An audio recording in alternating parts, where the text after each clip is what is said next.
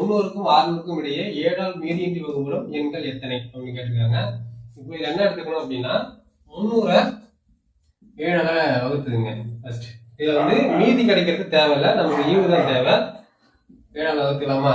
4 7 28. மீதி பேலன்ஸ் எவ்வளோ? 2. இப்போ 2ல 7 போமா? போகாது. அப்போ 0 இறக்கிக்கலாம். ஓகேவா? இப்போ 3 21 அதிகமாக போகுது. அப்போ 2ஆல வகுத்துக்கலாமா? 2 7 14.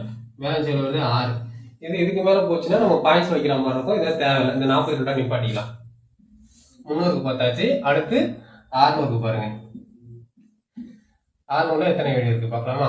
இப்போ 7 8 56. அப்போ 8 7 56. ரிமைனிங் எவ்வளோ? 6 பார்த்தீங்கன்னா 4. 0 கீழே இறக்கிக்கலாமா?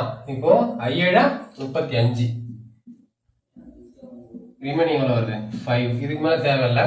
ஓகேவா? இப்போ இங்க வந்து 600ல மீதி எவ்வளவு ஈவு எவ்வளவு கிடைச்சிருக்குன்னா 85. 300க்கு எவ்வளவு ஈவு கிடைச்சிருக்குன்னா 42. இப்போ என்ன பண்ணா பெரிய நம்பர்ல இருந்து சின்ன நம்பர் கழிச்சிருங்க.